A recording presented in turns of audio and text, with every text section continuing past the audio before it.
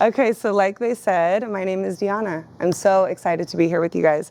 I am a licensed therapist. I work with Aligned Counseling, and we're located in downtown Phoenix. So I primarily work with athletes. I was an athlete many moons ago.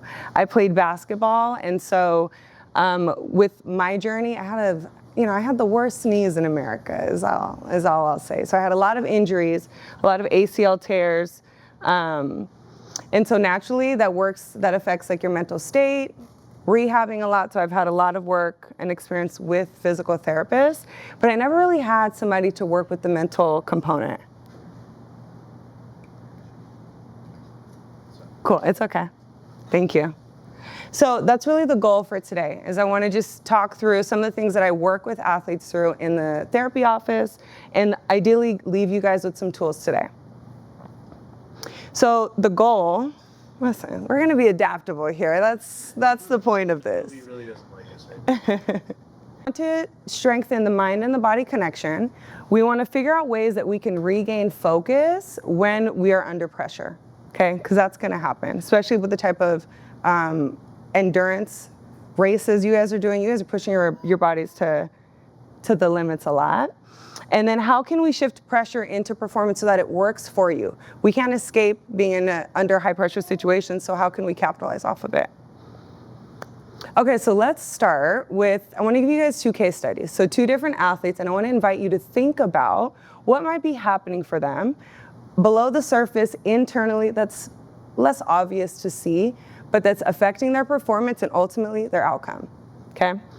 So first we've got Jennifer. Jennifer, she's been prepping for the triathlon, following her training plan. And so she's like ready to go. So she dives into the swimming portion and it's colder than she expected. Her body's responding, her heart rate starts to spike and she starts to panic. She can't get into a rhythm yet, but she doesn't get too overwhelmed. She comes back to herself. She finds some self-control.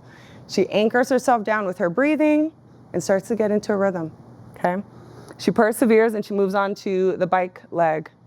So she's found her rhythm, she's feeling good, but as she's cruising and she's cycling, she starts to feel a familiar pain in her back. And she hasn't really felt that in a while, so she's shocked that it's there, but hello, it's starting to pulsate at her, right?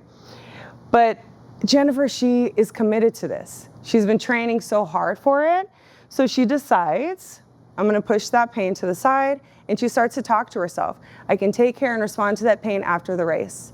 I can handle that. I don't have to ignore it. I know that it's there, and I can ice it. I can tend to it later. But right now, I'm going to push forward. I'm going to persevere. So she does that. She gets to the final leg, and she's running. She is feeling good. She's exhausted, but she makes it to the finish line. So she's exhausted, but she's proud. Okay? And now we've got Alex. So Alex wasn't as shocked at how cold the water was, but the current was stronger than he had anticipated. Maybe it was a stronger environment than the environments that he was training in. So he starts to get a little worried, but he stays afloat. Alex, he's okay. He moves on to the next leg of the biking leg.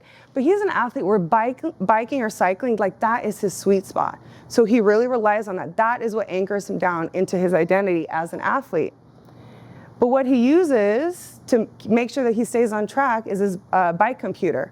But the terrain is a little crazy.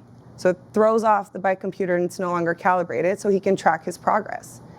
So now Alex is getting frustrated.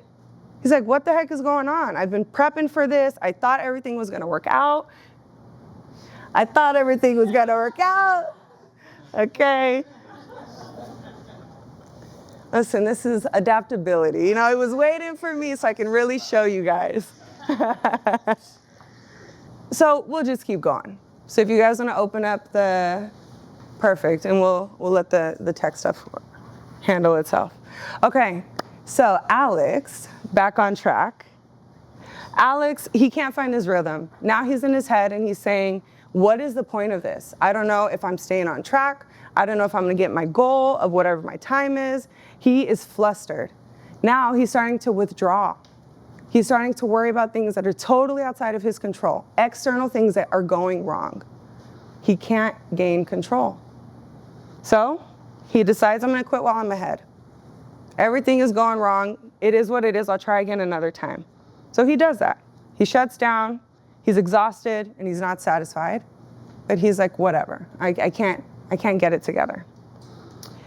So as we think of these two different athletes, what do you guys think is affecting them? What is the difference between how Jennifer responded and how Alex did? And feel free to blurt it out. Adaptability. Yeah. Yeah, what are you thinking with that? Case point, I wasn't able to calibrate my tower meter before my last race, and I had another parameter to fall back on, and did that, and I fantastic race. So Yeah. just the notes. Totally. Makes total sense. What else are we thinking? What was happening? Emotionally, what was happening, do we think? Letting it get the fast video. Not. Yeah. Jennifer was like able to reel it in and recognize it and kind of call it out. Yeah. Because neither one of them had a perfect performance. Like everything didn't go right for either one of them.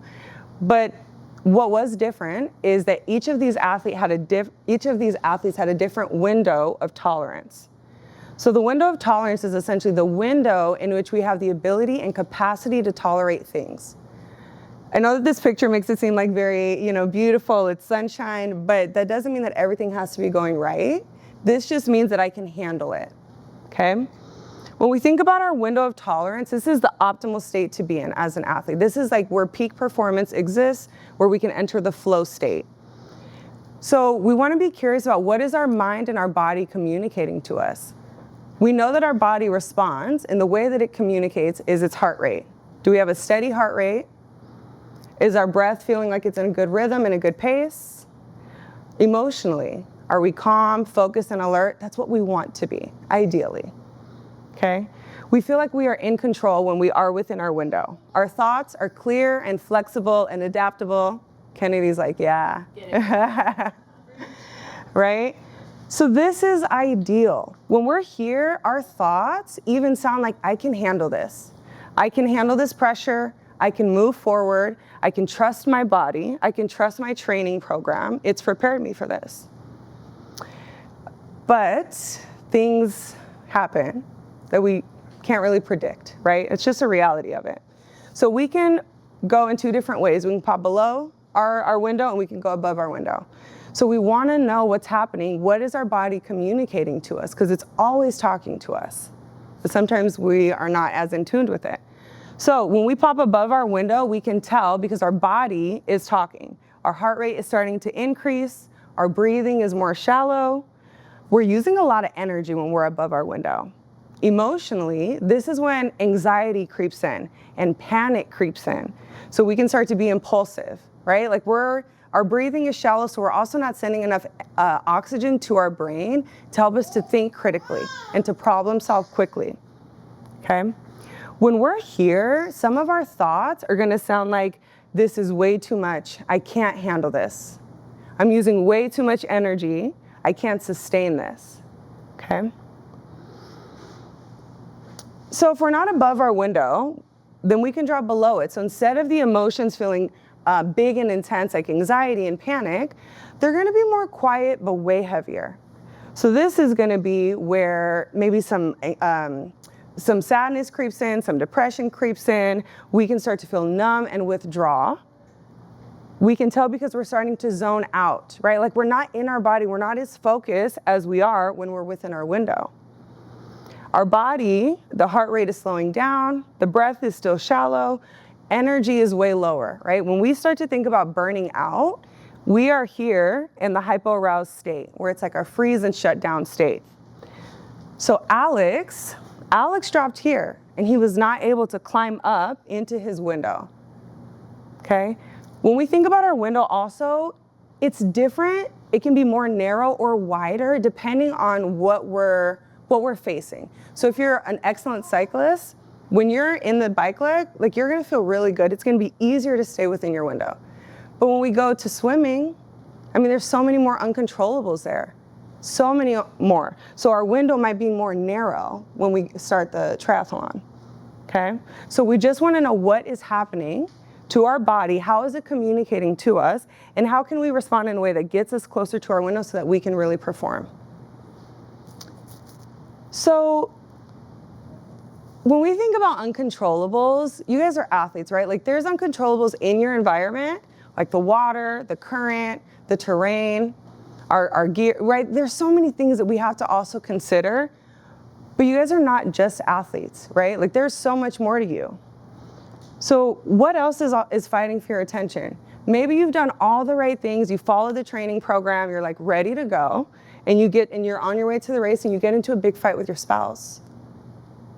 Right? It has nothing to do with performance, but can totally affect it.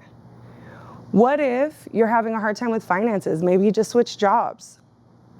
What if you had a recent unexpected death in the family? Outside of your control. Maybe you have a new baby or you have little ones and they are sick, so they didn't get no sleep last night. So you didn't get no sleep last night, right? So all of these things that are also fighting for your attention as well as your performance. So what we want to know here is two things. We want to gain awareness of how is our body communicating, what's happening mentally, and what can we do about it, okay? So when I think about an athlete's identity, I think that there's three main components here: performance, mindset, and community. So we think about performance, this is going to be a little more obvious. How are we training? How are we taking care of our body physically? Are we following the training plan? Are we relying and leaning on our coach's guidance?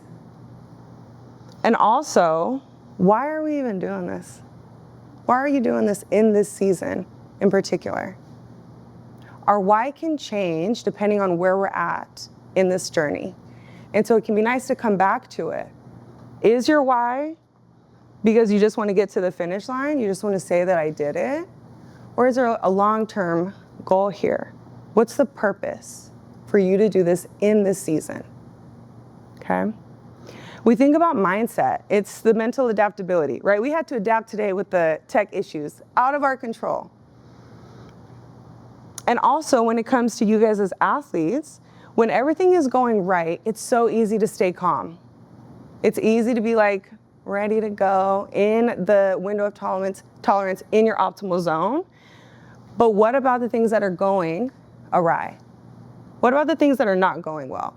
And how do you respond? What do you say to yourself? And how do you feel about it? What do you believe about yourself to be true? This is our inner critic. So our inner critic is, how do we respond when things are going off track? Are we beating ourselves down? Like you're a failure, you didn't prep enough, I knew this was gonna happen, everything goes wrong.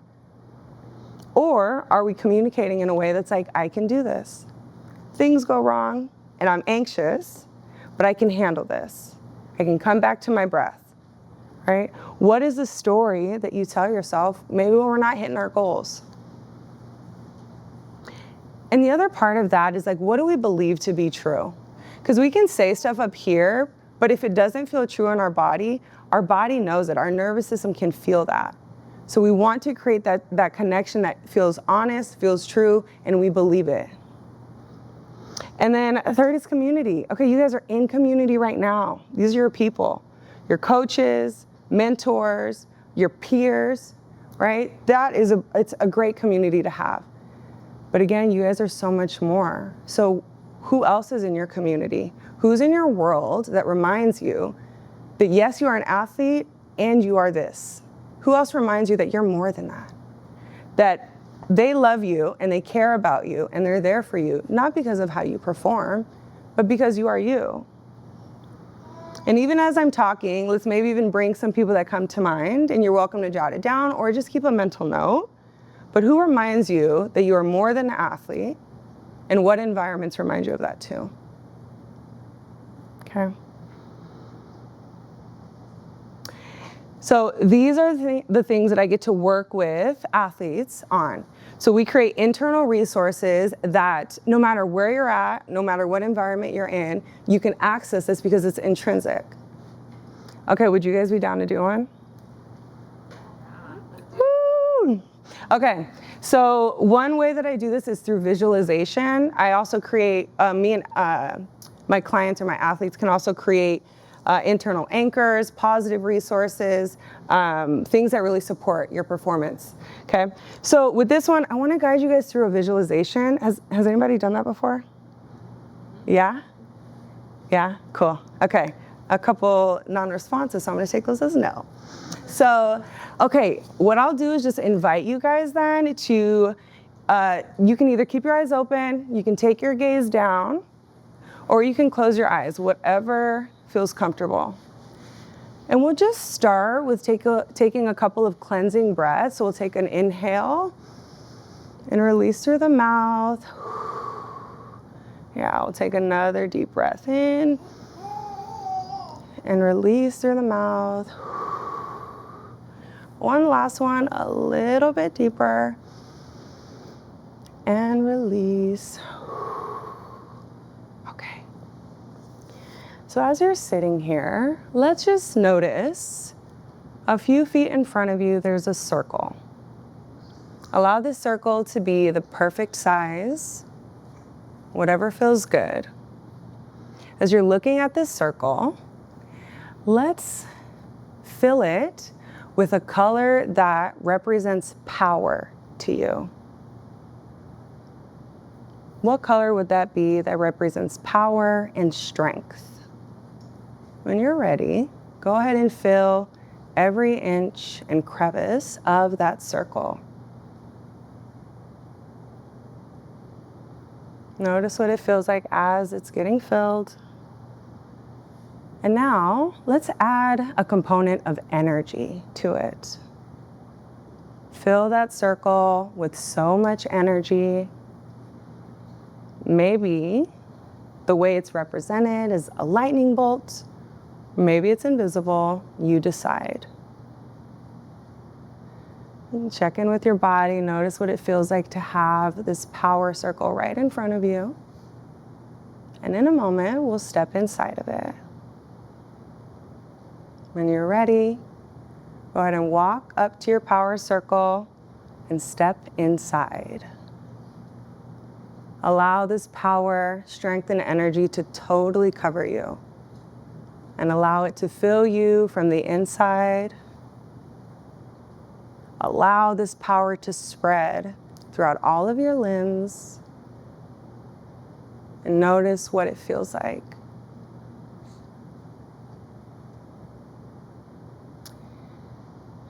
Before we exit this power circle, just take your gaze a few steps ahead of it and see the start line.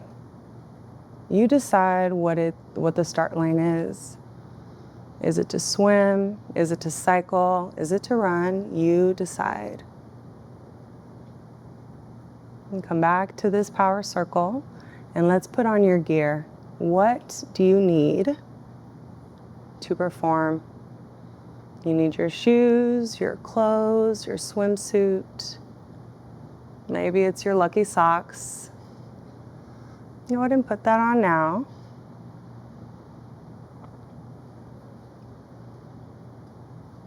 Before we approach the starting line, let's send a little extra power, energy, and strength to the part of your body that really needs it. Maybe it's your legs, your feet, your arms. Go ahead and send it there now. Notice how powerful you feel. When you're ready, exit your power circle with all of that energy and walk up to the starting line.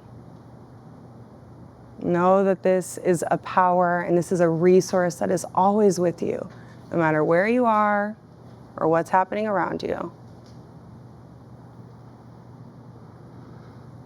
Take a deep breath in and release. Okay. When you're ready, you can come back into this space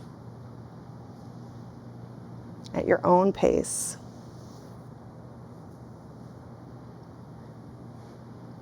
Okay, so neuroplasticity is, I mean, it's really the sweet spot. It's the hidden hack, especially for athletes, but more so endurance athletes. Whatever we practice and do over and over again, your brain will make those connections so that it feels stronger, it connects quicker, and it happens at a faster pace. So when it comes to mental resilience and growing that, right, like widening our window, it's because neuroplasticity exists and your brain has the ability, no matter what age you are, to create those new connections to support you. It also strengthens our nervous system so that we can regulate when things are not going right or when we have other life things trying to fight for our attention, that we can always come back to that. And it's a quick mental recovery and adaptive thinking, okay? Thanks. So in practice, what I use is EMDR. Have you guys heard of that before? Anybody? Okay. So, a couple nods. So EMDR, it's a little different than traditional talk therapy. Traditional talk therapy allows us to change our thinking and shift that, which is phenomenal. What EMDR does is it creates a connection with our body's experience so we can change the meaning that those things make to us. Okay? And that's really what we want, right? I mentioned earlier, it's like, what is it that we believe to be true about ourselves? Are we just saying, I can handle this, but we don't really believe that, right? We have to create that connection so that it feels true enough to us. Okay. So with EMDR, we work with our core, our belief system. Sometimes we have experiences that force us to believe really hard things about us that we don't really want to say out loud. But they show up in our thoughts, right? They show up in how we talk to ourselves, our inner critic. So if we are starting to believe I can't handle this, let's go back to Alex. Alex bailed during cycling. And that's hard, right? Like it's a hard decision to make that, and sometimes we have to. And sometimes we just need to work with what's happening on the inside and shift that. Shift that in a way that is helpful and adaptive. So he's like, what is the point? There's no point in continuing. I can't track what's happening. And he was really valuing that. That's something he really relied on. Sometimes it can sound like I can't handle this. I'm not good enough to keep going. I'm stuck. I can't mess up. I'm afraid of failing. Because what does that mean about me? And what does that mean to my peers? Sometimes we don't like to talk about comparison, but I think it's a real thing, especially for athletes. We can compare our progress to other people, and it's always going to be a lose-lose situation there, right? Or we can compare our progress to a past self. Maybe we were really good at one sport during college, and now we're shifting into endurance in adulthood. And when we were in college, we were the best, we were the cream of the crop. But in endurance, we're starting at a different state. Right? So where are we at in this journey? We want it to be helpful and adaptive to support us. So with EMDR, this is what we work on. We figure out what are the belief systems that are getting in our way and keeping us stuck. And what would we rather believe about ourselves that's more helpful, more adaptive? Okay. Okay, so this is the work that I do. We work on widening your window of tolerance, gaining awareness, gaining skills to take care of our body and our mind to support us long term. How do we shift those negative beliefs to positive beliefs in a way that we're not just saying it, but we believe it to be true in our body?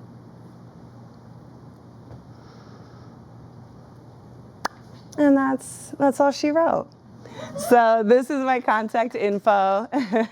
Thank you guys so much. So if you guys want to reach out or connect in any way, my info's in the folders as well. You're welcome to contact us and let us know how we can support you guys. Cool. Thank you guys so much. Any questions at all? How many sessions do you think, on average, like it would take for someone to rewire, and do the neuroplasticity of EMDR? Yeah. Okay, I'm going to give you a therapy response, where it's like it depends, right? It depends on what the athlete is coming in with. To widen it a bit, how many impactful events have they experienced that affect the way that they think and what they believe about themselves? Sometimes that can be like traumatic experiences. Sometimes that can be if we had a bad race and now we're like stuck in that modem, like we can't get ourselves out, we're in that loop. So I think it depends on what they're coming in with that's maybe a little bit messy that we need to iron out. So it really just depends. You know, I think if we're just looking at performance stuff, I know that athletes like to get the result quickly, and same. So that's why I use EMDR, because it allows us to get a bit deeper in the brain and the belief system compared to traditional talk therapy. So I think that's what I can use like as a comparison. EMDR does work quicker than traditional talk therapy. So yeah, good question. Anything else? Cool. Okay, thank you guys.